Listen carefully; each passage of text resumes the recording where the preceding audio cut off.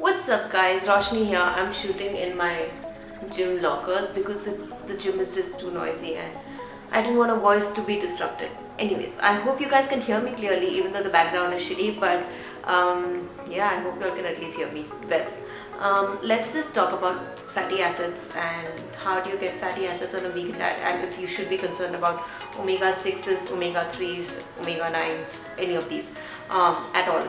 If you're a vegetarian or vegan, or if you need to take supplements, or if you have to eat fish to get your omega-3s in. First of all, when you talk about fatty acids, omega-3s and omega-6 are essential fatty acids. Essential fatty acids meaning your body does not produce it and you have to absolutely get it from food sources and plant sources to get enough for your body. Omega-3s are exceptionally important, reason being it helps combat inflammation, that is, it repairs your cells, it helps reduce cholesterol, it's really important for brain health, it's basically like brain food, and it also helps in diabetes, helps prevent cancer, a lot of different things, arthritis, multiple functions in the body, and you absolutely need to get your omega-3s. Omega-3s can be subdivided into ALAs, which can also be subdivided into EPAs and DHAs.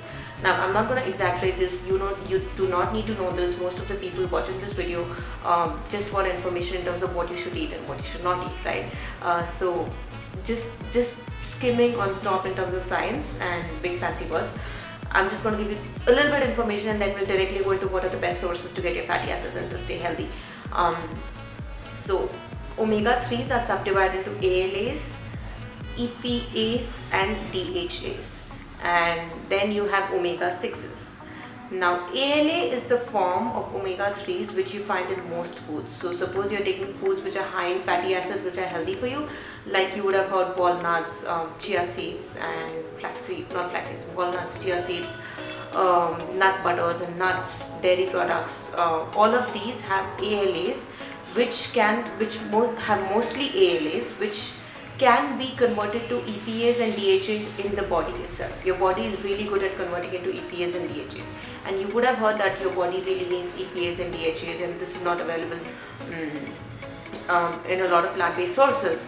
But try and understand this, your body is exceptionally good at converting ALAs to EPAs and DHA unless your omega-6 consumption is very high compared to your omega-3 consumption. Your omega-3 to your omega-6 consumption, the ratio should be 1:4. So for every 1 omega-3 unit, you need to take 4 omega-6 unit.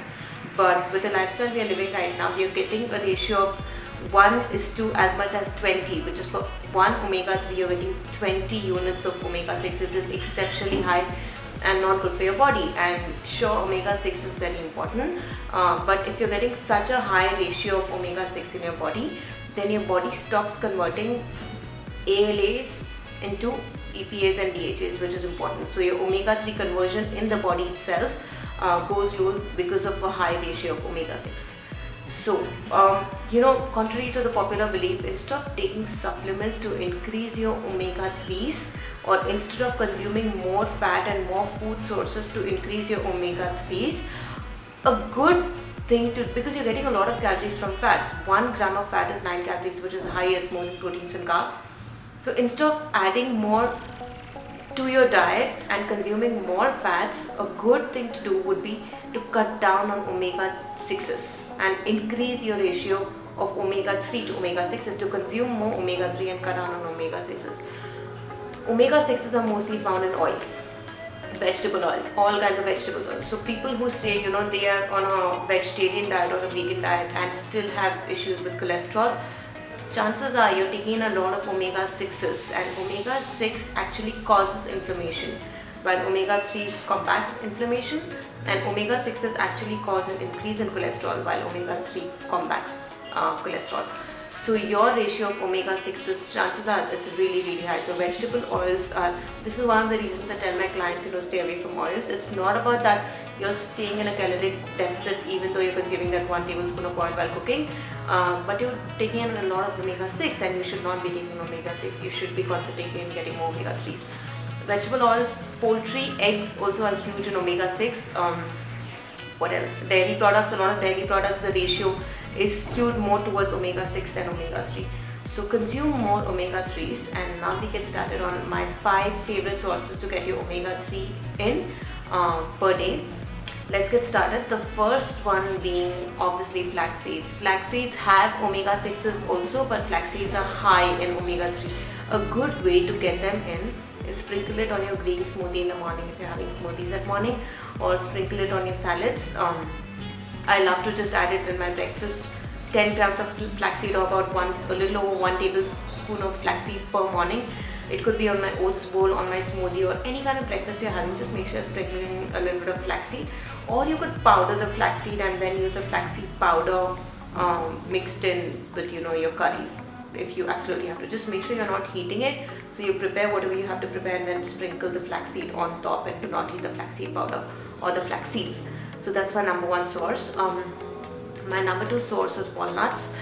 If you guys have seen my previous videos, and there should be a icon there with a description, with a link of my favorite snack recipe, which is walnut and date energy balls. I love these as snacks, as my 4 p.m. snacks, and have it almost every single day. Walnuts are again high in omega-3s.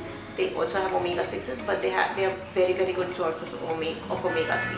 So make sure that you're getting in walnuts in some way. Date balls are amazing because it gives you a lot of energy and will keep you moving for a long time, especially as an evening snack when you start getting those hunger pangs. It's a very, very good snack to have. It's very filling, it's so sweet and so yummy, and you guys should try this, it's amazing.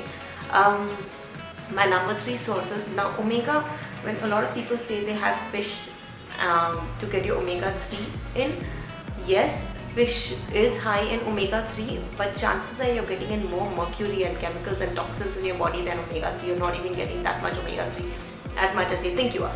So mercury poisoning is more of a concern right now with fishes and farm-raised fishes which are raised for consumption than your omega-3s. You're not getting in as much omega-3 as you think you are.